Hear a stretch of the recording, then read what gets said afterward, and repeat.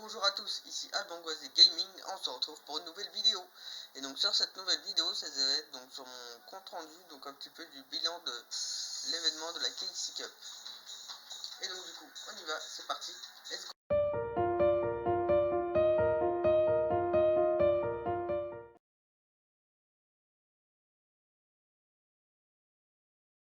Donc comme vous aurez pu le voir sur Twitter, donc auparavant, c'est bien vrai, je suis DLV Max pour cet événement et j'ai donc fini la première phase. Et donc du coup, de toute façon mon deck je vous l'avais déjà présenté donc dans mon ancienne vidéo dans la coupe KC Cup, dans la coupe cassée, donc le début.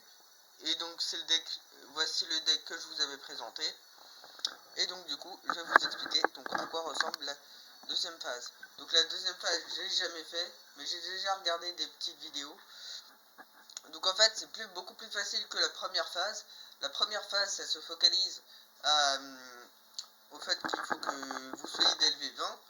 Et donc la seconde phase, donc en fait vous faites des duels pour augmenter donc vos points et vos scores. Et donc plus il sera bon votre score, et donc plus comme on va voir dans les détails et récompenses.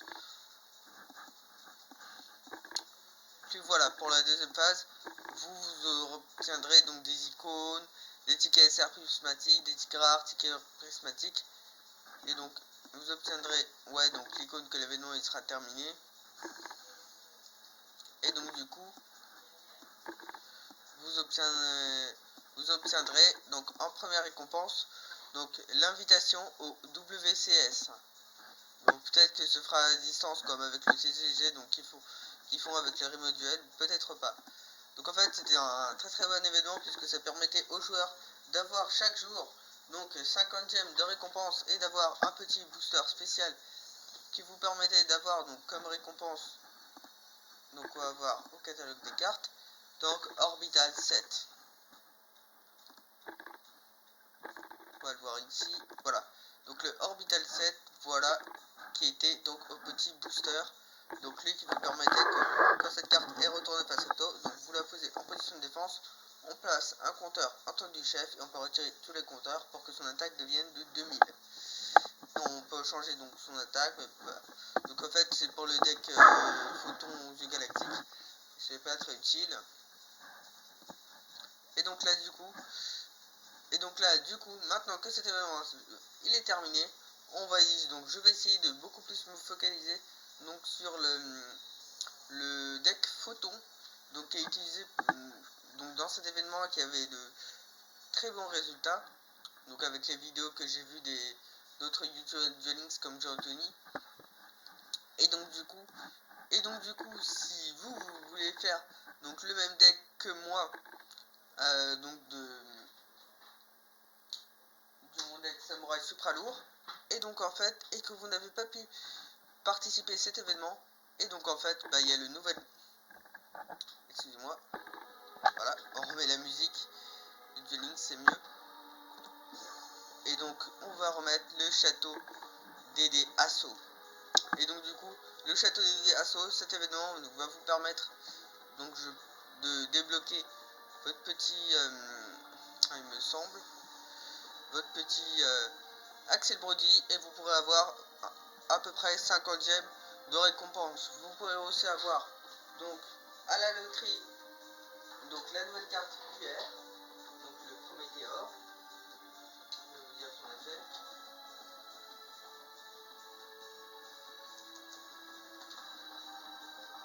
Donc le Prométhéor, donc c'est un monstre digne de 8, machine effet, des munitions pour l'attaque, 1000 points de défense. Quand on détruit un monstre donc dans la zone monstre, on va pouvoir défausser cette carte et cette carte pour attaquer encore. Donc 2800 points d'attaque et 1000 points de défense. Et donc ensuite le chevalier commandeur.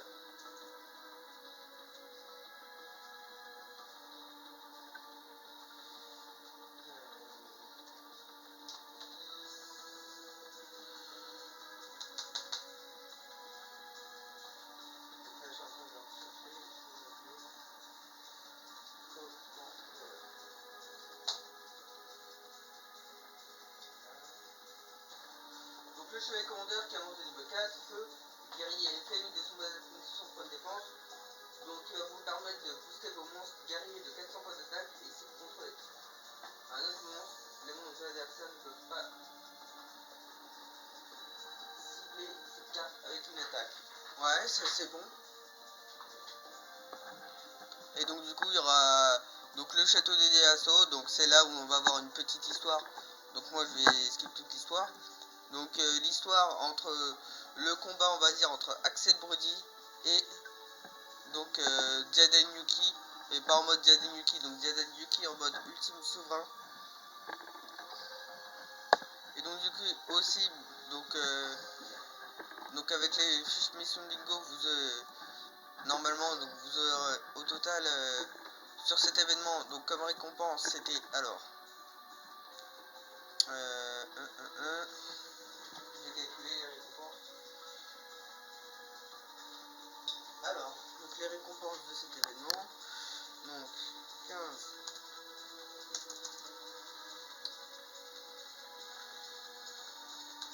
plus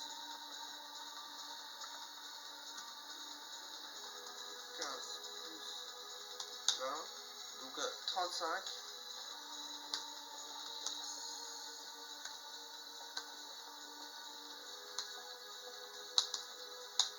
Donc c'est à peu près 200 gemmes, donc c'est 195 gemmes. Donc en soi c'est pas mal. Et aussi comme carte le vaisseau spatial espionne. Donc quand l'adversaire a la monstre X, on peut l'invoquer spécialement. Et donc du coup voilà, vous avez pu augmenter donc avec vos récompenses donc au classé donc de ce mois-ci. Et bah donc du coup voilà, j'espère que vous aurez aimé donc cette vidéo bilan de mon événement de la coupe cassée. Ah oui pardon, ce n'est pas terminé. Aussi donc à la suite excusez-moi, donc on va pas finir cette vidéo, on va parler encore un petit peu. Donc là c'est la suite de la vidéo que j'avais postée donc sur le guide de Duel Links, puisqu'en fait là il y a un autre post qui a été fait mais pas de Decade, cette fois-ci c'est de Jade X et ça a été poursuivi par ce post par DLM Helper Team. Donc voilà, donc les 5 fautes on s'en fout. On va parler des decks. Alors des decks en fait là donc c'est vous pouvez acheter donc un deck de structure, donc le dernier Evolution of the Blue Eyes, voilà. Et donc quand vous avez votre bête de base pour l'améliorer vous pouvez utiliser des tickets UR ou SR. UR donc pour avoir le dragon esprit, ou il est obtenable directement dans la box Judgment Force, et donc du coup en carte SR le sage, et donc du coup mais qui est obtenable dans la même box. Vous avez aussi en carte rare, vous pouvez également ajouter donc 2 exemplaires des anciens règlements, 2 exemplaires de barrière de la force mystique de vie. Vous pouvez en choisir jusqu'à 2. En changeur de carte, le gigant château et la mélodie du réveil des dragons. Et voici le résultat qui est ici. Voilà, donc vous pouvez commencer donc comme c'est indiqué ici avec la compétence pic de performance. Voilà, et l'améliorer avec les compétences dragon ultime. Donc comme vous avez, et donc là, donc avec la box, donc là ils ont rajouté.